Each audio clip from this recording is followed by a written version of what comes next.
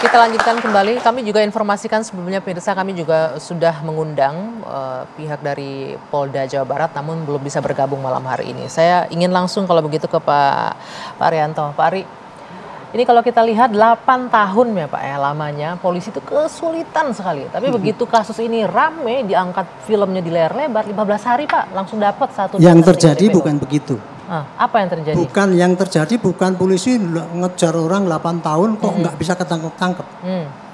Kok baru sekarang secara rame baru ketangkep 15 hari. Lalu apa yang terjadi? Yang terjadi adalah begini. Ketika itu kasus ini adalah bermula dari meninggalnya 2 orang ya, Mbak Vina sama Mbak Iki. Kemudian dia katanya nih ya oleh Polsek disampaikan kecelakaan ini kan meninggal gitu kan.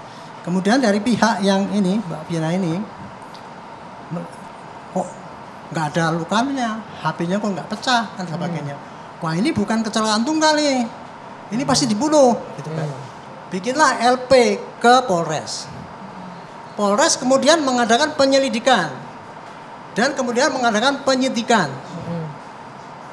Hasil daripada penyidikan itu, maka dia Kapolres menyampaikannya. Kami sudah menetapkan 11 tersangka.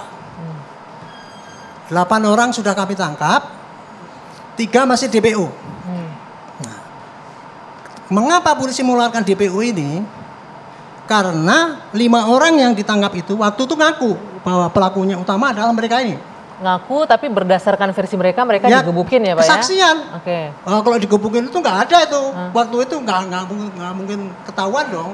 Tapi nanti saya sampaikan lah bahwa itu bahwa digebukin bahwa itu tuh alasan biasa itu. Saya dulu pernah mengalami gitu ya. Alasan biasa itu ngaku. Biasa orang untuk menyudutkan polisi ya, untuk mengatakan bahwa dia itu dianiaya dan sebagainya tuh. Biasa bukan memang biasa digebukin oleh polisi dalam pemeriksaan kan? Itu bisa jadi terjadi.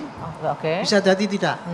Bisa terjadi karena apa? Dulu sebelum ke KUHP, polisi dimanapun di dunia itu kalau meriksa orang itu mesti ngebukin. Dulu sebelum ada KUHP. Setelah ada KUHP, sekarang ada pengawasan yang ketat. Polisi mungkin masih ada yang garang-garang itu, tapi hampir semuanya sudah tidak ada. Nah, kemudian orang yang ngaku-ngaku digebukin itu, saya sendiri sebagai polisi ya, pangkat saya Brigjen waktu itu, saya meriksa 13 tersangka yang saya tangkap dari Maluku, kemudian saya periksa langsung. 1 orang saya periksa di sini, 12 menunggu sana, pengacaranya ada. Sampai jam 12 malam selesai. Setelah selesai, dia ngadu ke POM sama Komnas HAM. Ngakunya digebukin. Saya dicabutin kukunya. Itu yang terjadi ini, fair. Saya panggil Pak Komnas HAM, saya ngadep Pak. Silakan Pak ya, dengerin pengacaranya tak panggil. Ceritakan dulu saya waktu mereka ini.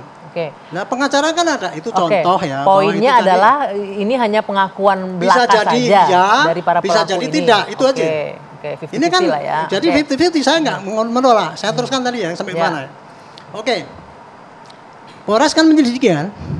Hasil daripada penyelidikan itu sudah pakai scientific crime investigation. Sudah pakai barang bukti yang macam-macam, otopsi dan sebagainya lah sudah gitu. Hanya katanya dibantah, kenapa kok ada sperma kok nggak diperiksa DNA kan gitu kan? Itu sengaja itu supaya itu nggak usah diperdebatkan di sini karena apa? Itu sudah diteliti oleh hakim.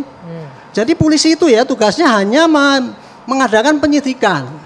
Di dalam penegakan hukum itu, polisi itu peranannya cuma di sini, penyidikan. Artinya penyidikan apa? Mengumpulkan barang bukti, saksi, petunjuk dan sebagainya, diramu di dalam suatu berkas. Berkas itu kemudian diteliti oleh jaksa. Apakah memenuhi syarat enggak ini untuk menuntut orang itu? Kalau tidak memenuhi syarat pasti dikembalikan. Intinya pada saat itu memenuhi syarat untuk menuntut, kemudian sudah, diproses di ini belum selesai ceritanya. Oleh jaksa kan sudah saringan kedua ya. Dikirim ke pengadilan. Hakim kan meneliti itu. Lihat periksanya Jessica itu 1 tahun kan kayak gitu telitinya gitu ya. Terjadi akhirnya hakim memutuskan bahwa 5 orang inilah yang tersangka dan divonis bahkan sampai seumur hidup, ada yang nggak seumur hidup kan masih kecil ya. Lalu kesulitannya menurut Anda 3 orang ini kenapa? Saya belum selesai saja. Dengan selesainya kasus itu, gitu kan, maka polisi sudah puas karena apa? Jerih payah dia penyidikan berhasil menimbulkan 5 orang di persidangan. Adapun yang 3 orang ini tidak dijadikan, nggak bisa jadikan DPO lagi dong, nggak bisa dikejar lagi dong. Kenapa? Karena tadi kan kesaksian 5 orang ini kan mencabut. Jadi DPO itu dibikin ya tahun 2016. Itu berdasarkan pengakuan 5 orang ini. ketika perkara itu dilimpahkan ke Polda, ini mencabut. Gitu loh. Mencabutnya karena apa? Karena ancaman. Ancaman orang di luar katanya gitu. Dengan dicabutnya pengakuan bahwa 3 orang itu terlibat, maka gugurlah daya untuk mencari-carikan DP orang itu. Polisi nggak ngejar lagi, selesai urusannya. Nah belakangan kemudian muncul 3 munculnya DPO, kan karena framing. Framing oleh siapa? Framing oleh itu. Jadi gini ya, kalau saya yang meneliti sebagai intelijen ya, ini ada suatu framing ya untuk bikin supaya polisi itu konyol lah, nggak bisa apa-apa gitu. Dilalah ada difiturkan film. Film kan, film itu menceritakan menurut versi daripada sutradara. Dia ambil-ambil yang kira-kira sepotong-sepotong, tidak semuanya loh. Dan versi dari keluarga almarhumah juga. Ya enggak semua diwawancara semua itu jadikan film. Tapi film tayang gitu, tapi ceritanya film kan kayak gitu, sehingga seakan-akan wah polisi banyak atau ada kencakalan. Ada lagi sekarang pernyataan bahwa ini pengacara bilang salah tangkap dan sebagainya gitu kan. Pengakuan dari Saka Tatal yang sudah divonis sudah terpidana. Itu kan termasuk seperti saya dulu itu waktu diomongin sama yang teroris yang 13 orang. Jadi mengada-ngada menurut Anda Pak Ari bahwa dia disiksa. Saya tidak mengatakan dia mengada-ada. Kemungkinan benar, kemungkinan tidak. Tapi kalau memang dia begitu ya, itu bukan sekarang kemudian, wow kalau gitu penyidikan itu salah, enggak.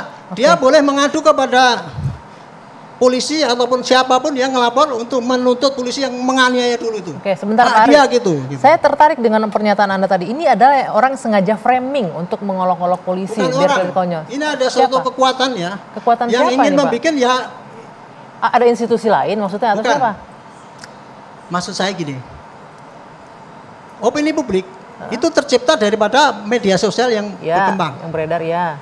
Bapak pengacara itu ngomong bahwa ini salah tangkap, dipikirnya adalah terjadi salah tangkap. Kan gitu. Media ngomong bahwa polisi ngejar orang Cina cukup 8 tahun, kok ada kesulitan, dia pikirnya kan memang polisi ngejar selama 8 tahun. Padahal kan tidak. Kenyataannya terjadi pengakuan tadi. Contohnya kayak gitu tadi itu, sebabnya kayak gitu. Jadi bukan orang yang framing, ada sebuah kekuatan menurut Anda itu ya? Saya yakin ada kekuatan. Bang Reza, Anda melihat juga seperti itu? Ada itu sebuah dugaan kekuatan. Ya, tetapi kenapa kok jadi rame sekali jauh, ini? Enggak, tapi kok agak jauh sih kalau saya mikir ada kekuatan. Sorry gini Bu ya, saya polisi. Dan saya bukan polisi orang membela kalau polisi jelek. Kalau polisi jelek, saya bilang polisi goblok itu harus ditindak.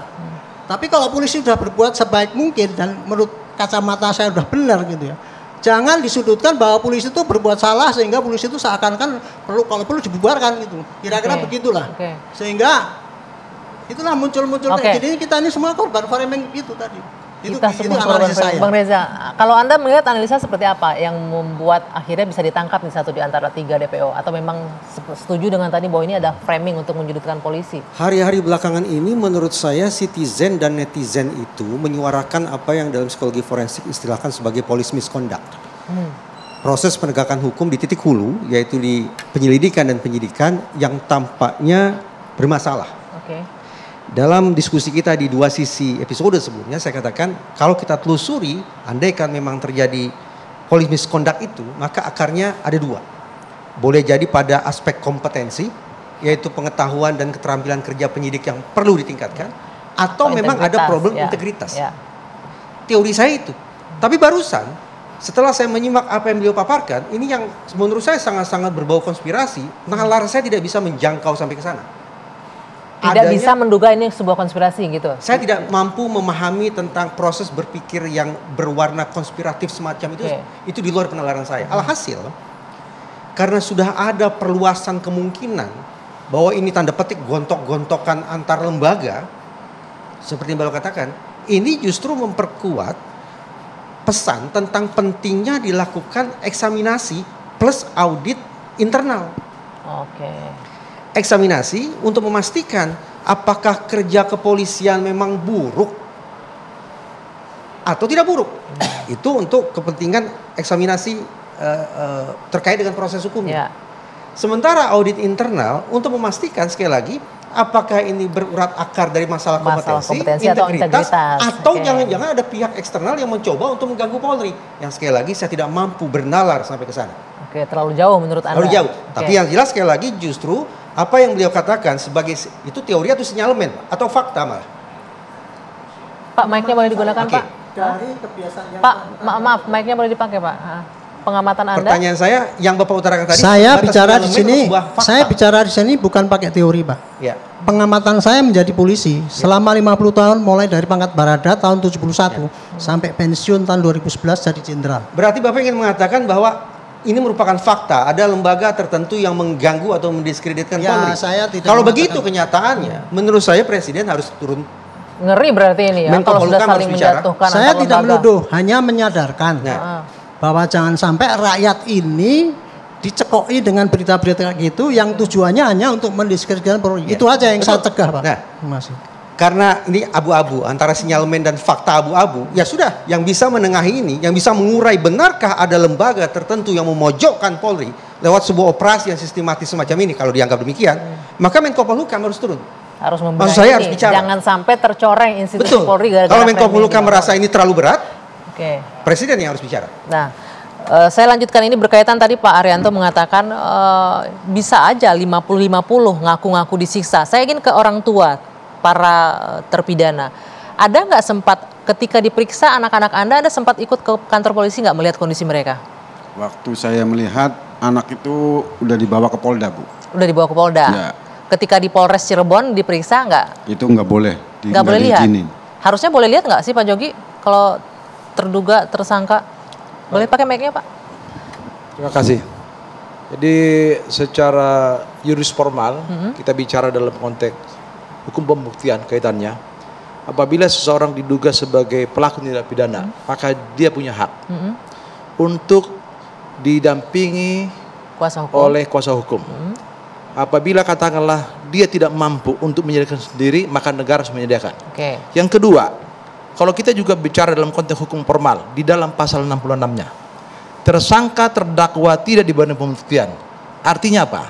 Kalau sudah bicara dalam konteks begitu, setiap tersangka tidak boleh diperlakukan seperti apapun. Oke, pertanyaan saya, Anda mendampingi nggak ketika diperiksa di awal? Saya di tingkat Polda. Sudah di tingkat Polda, Pada jadi waktu ketika di di Polres, Polres tidak mendampingi, saya tidak tahu kejadian Oke. ini. Pak Kosim, Pak Taka, tahu nggak kondisi anak Anda seperti apa ketika diperiksa di situ, di Polres? Ya, tahunya saya waktu di Polda, Bu. Anak saya itu ada bekas di sini, masih memar. Bekas memar. Ya. Kenapa? Dia cerita nggak? Ya, dia cerita dipukul sama kunci gembok tuh, Bu. Oleh? Ya oleh polisi. Oleh polisi atau oleh sesama terpidana? Oleh polisi. Oleh polisi? Iya. Kenapa dia cerita dipukul? Ya, karena dia ngomongnya nggak mau ngaku gitu. Oke. Lalu ada lihat kondisi tubuh yang lain? Ya pada lemes lah, pada lecet-lecet sedikit sih. Ada. Kalau anak Anda, Eko, Pak? Sama Eko juga kena ininya, hidungnya. Kenapa? Hidungnya kena, ngomong ceritanya Ekonya tuh Kena apa ceritanya? ya disiksa di situ. Oleh siapa? Iya. Jadi hidungnya tuh kena ininya.